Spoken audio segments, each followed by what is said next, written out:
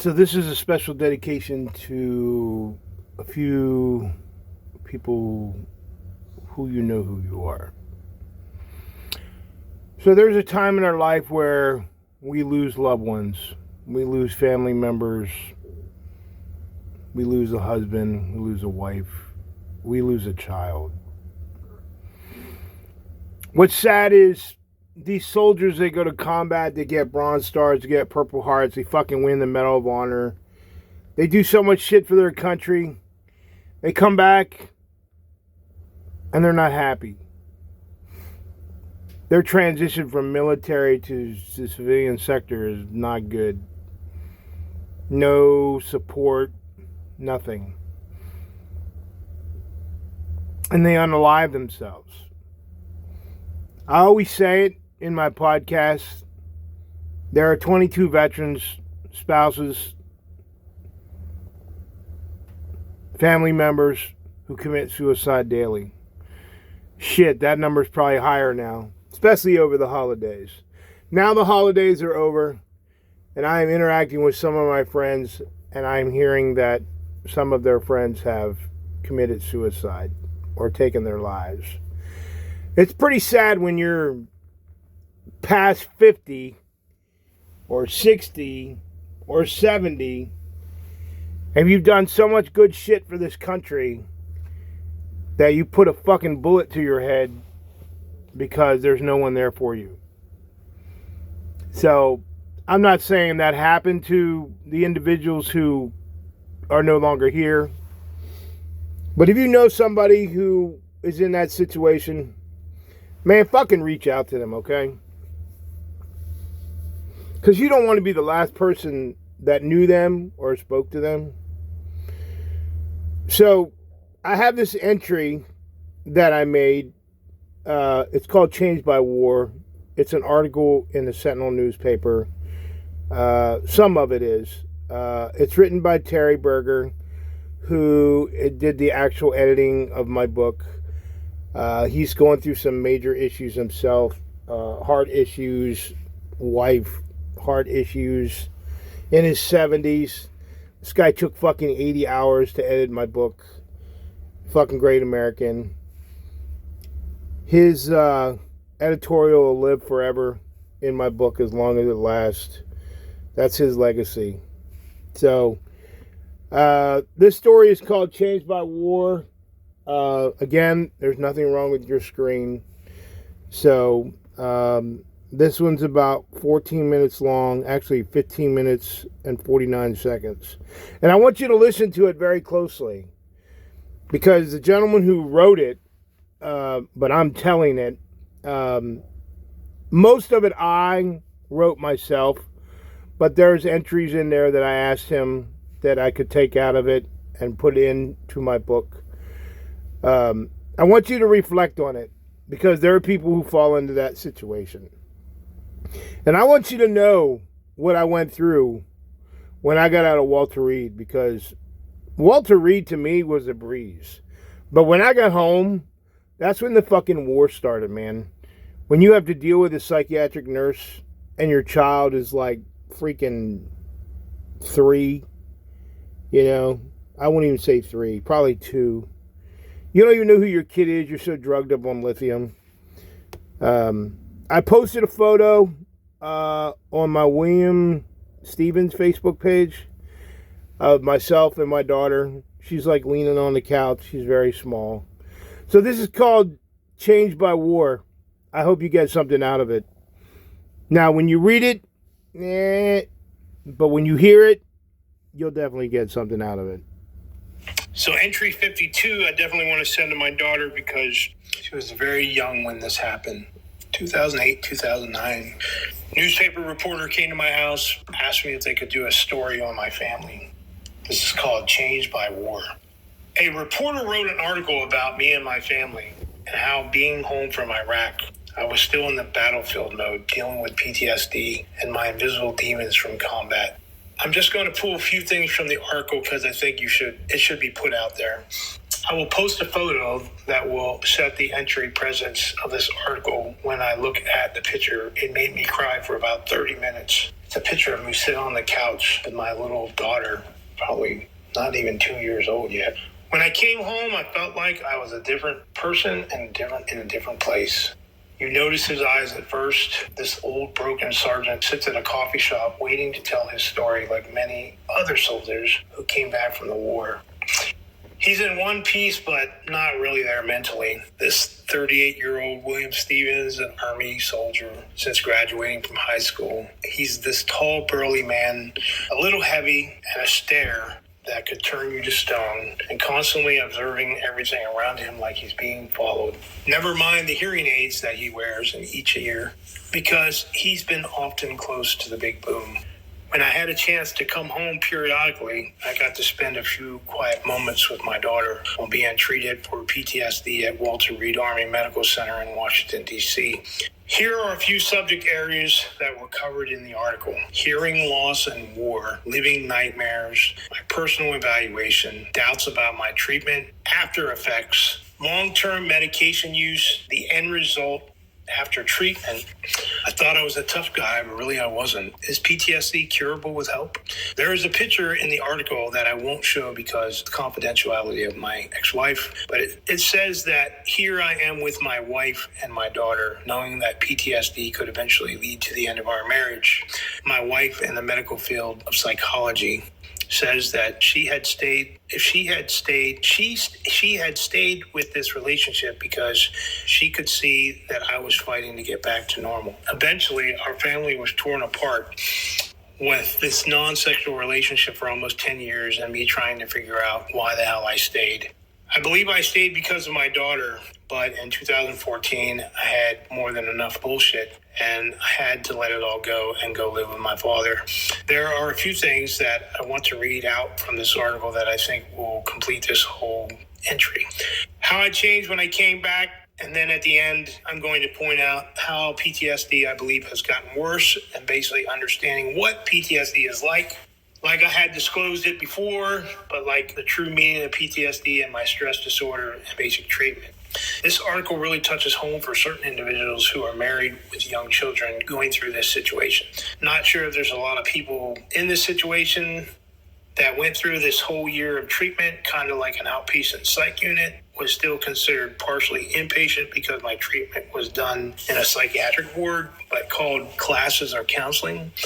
I never wore like white clothes or a straitjacket or was locked up in a padded room or anything, though sometimes I felt like I needed it. I have a really bad anger streak, I think because of medication I was on.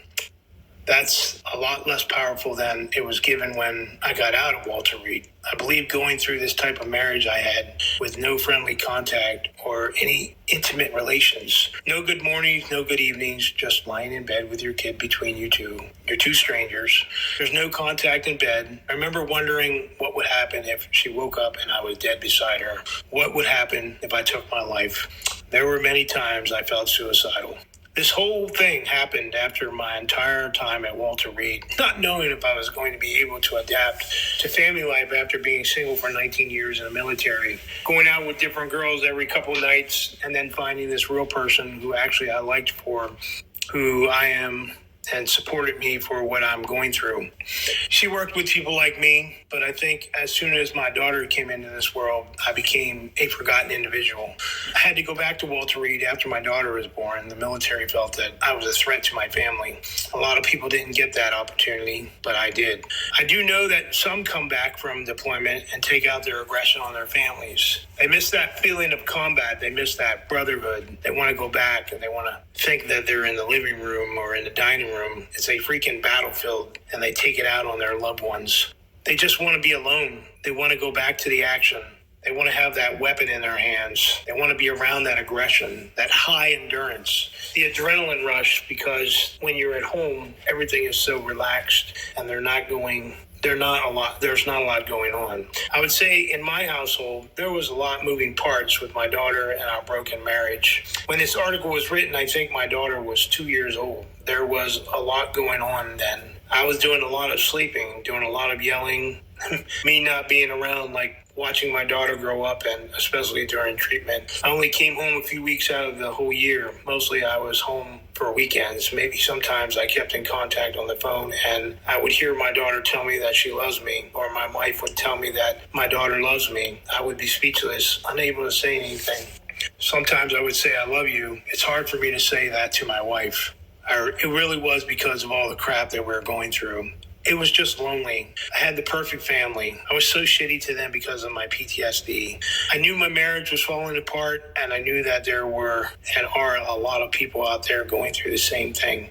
Some end their lives to get out of it. Some move away to other states. Some take pills until they can't take no more pills.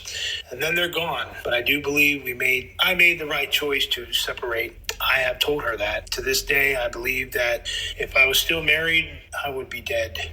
I was on some kind of prescribed medicine, but slowly weaning myself off because I'm trying this natural stuff that makes me feel more relaxed.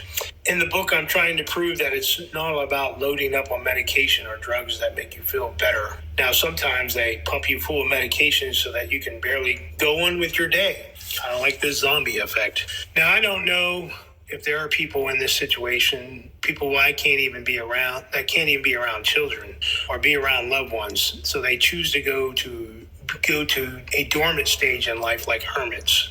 Before I go off on another tangent, I would like to talk a couple things in the article that are near and dear to my heart. So here in this article, my wife explained that I used to tell her that she should leave because I felt very unsafe around them. She said that she probably should have cut ties and run away a long time ago, but you know how love is. I don't know if we really did have love. She may have just felt sorry for me, or she didn't want to see my daughter go through separation anxiety without her dad being around. I have to tell you that my daughter is a teenager now. She told me a couple years ago that she knew that I was a miserable person. It all clicked in my mind when she said that when she was in her mother's womb, she actually could hear me yelling at the top of my lungs at my wife. She said she knew exactly who I was on the day she came out into this world because she heard my loud voice. She knew that I was a terrible person. She didn't even know what a terrible person was, but to this day she knew. That totally made me cry on the spot. So before my daughter came into this world, my ex said in the article that we both met online. She described me as a funny guy, always a joy to be around with high energy and a good sense of humor. We always had photos in the house of happy times of us two clowning around. We were always taking the camera with us, taking pictures of each other. When I came back from my last tour in Iraq, she said that twinkle in my eye was gone. That ball of energy was gone, and she was certain that the fun-loving guy was gone. That guy was an entirely different person. There are a few things in the article I really don't want to disclose as I sit here and look through it. I mentioned there I get angry to solve problems that doesn't work. It is mentioned in the article that we fought a lot because of much struggling with anger issues. We have our 50-50 good and bad days. I never know when I'm going to become unhinged. I'm like a time bomb waiting to explode. My young daughter witnessed the whole thing. I said in the article, I believe that PTSD is a life sentence. I was kind of shocked when I read that part of the piece. My wife said that the Army should take some of the blame for me and my troubles on this non-crybaby mindset of the military. Soldiers are taught to be strong, to be tough guys, never to let anyone see that they're down. That's military training, but they never see what's going on inside that person.